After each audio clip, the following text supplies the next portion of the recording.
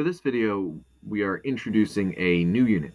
And in this unit, we're really looking at sort of the long-term implications of both fiscal and monetary policy and how that looks when it comes down to inflation and unemployment and how all the graphs interact between the two different types of policies. So a lot of this unit is going to be actually review. Also, if you see a little nose coming into this video, my dog really wants to be a part of this video. So say hello to Vivian. That would be Vivian there. She really wanted to be part of this video. Let's get started. The first part of this is a reminder about budget balance.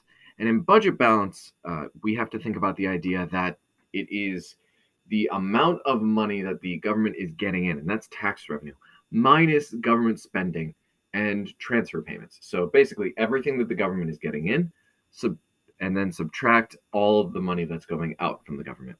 So the budget balance can either be positive or negative depending on how much the government is spending in transfer programs and general spending programs. So expansionary policies are going to reduce your budget balance because you are spending more money.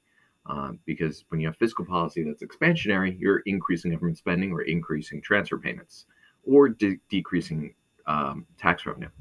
Contractionary policies are the exact opposite. So they're going to increase budget balance. And remember, government spending has a greater impact on aggregate demand than tax programs or transfer programs. And changes in the budget balance are often the result, not the cause, of economic fluctuations. So what I mean by that is the business cycle has a strong relationship with your budget balance, because when unemployment rises, that means your deficit rises, and not because the government acts quickly. We all know that doesn't actually occur. Instead, there are automatic stabilizers built into the tax and transfer programs. So when we are in a recession, you automatically have transfer programs like unemployment that increase transfer payments. Also, when people are in the middle, when we are in the middle of a recession, you see that people are making less money. When people are making less money, they fall into a lower tax bracket, which means tax receipts go down, which is expansionary. So naturally, this will help adjust the economy as we are in either recessions or in expansionary periods. The exact opposite would occur. So what we have to think of is the idea of really, should we have a balanced budget? And when you think about it, a cyclically adjusted budget balance makes a lot of sense because it's an estimate of what the budget would be if the GDP equaled the potential output. So if you were in long run equilibrium, this takes into account your extra tax revenue or less tax revenue and transfer programs. It takes into account all of the gaps, and it adjusts for those effects of the business cycle. So basically, if you take a look at this and if you take a look at your budget balance and it is not such that it would maintain sort of the status quo if the business cycle wasn't off, then the fiscal policy is not sustainable. This leads us to our idea of basically, should your budget be balanced? Every so often you see this perception that we should pass a law or an amendment to the Constitution saying we have to balance the budget. Most economists say that would actually worsen the problem, because when you go into a recession, as we already said, automatic stabilizers would increase transfer payments and decrease tax receipts. Well, if you wanted to balance the budget, then you would have to decrease government spending. That would have a contractionary effect and completely outdo what is going on in the automatic stabilizers. So you would actually worsen the problem. So most economists say this is not what you should do. You don't want a balanced budget. Instead, you should have a cyclically balanced budget. So is the budget sustainable, as we discussed in the last slide?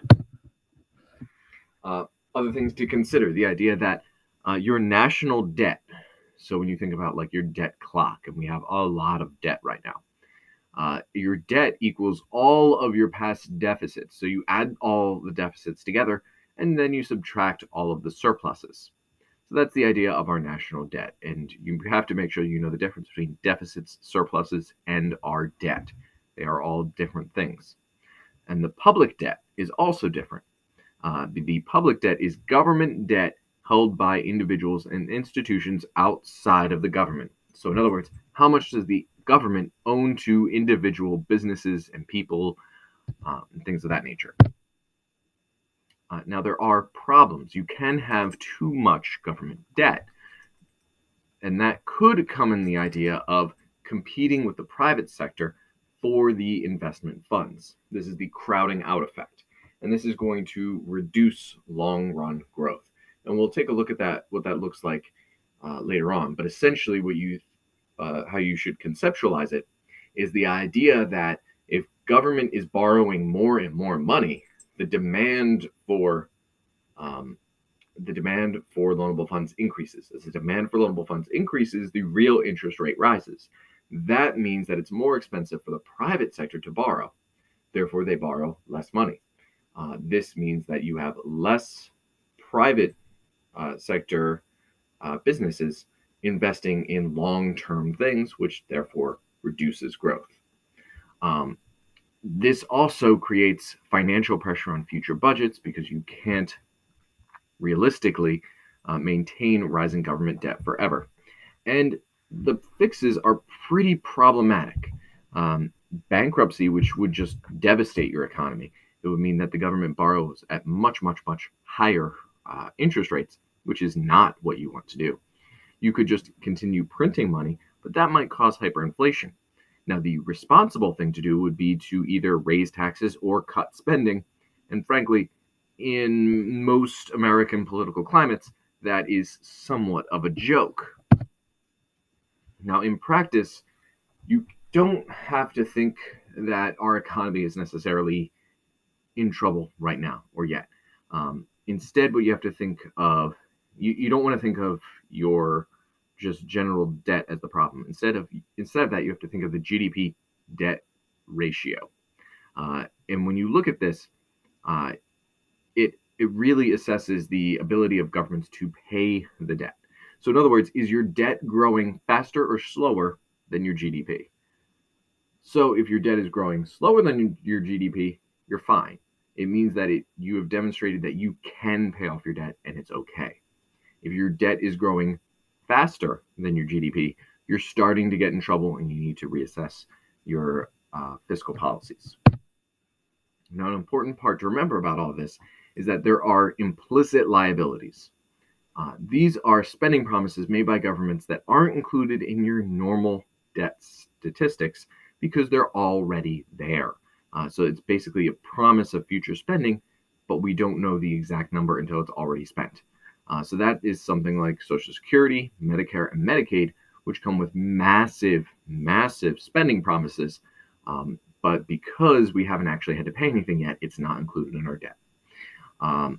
So all of these things really wrap up our idea of government debt and what it means to our overall economy. In future lectures, we're going to be taking a look at how monetary policy and fiscal policy really interplay with these type of debts to talk about inflation and the trade-off between inflation and unemployment.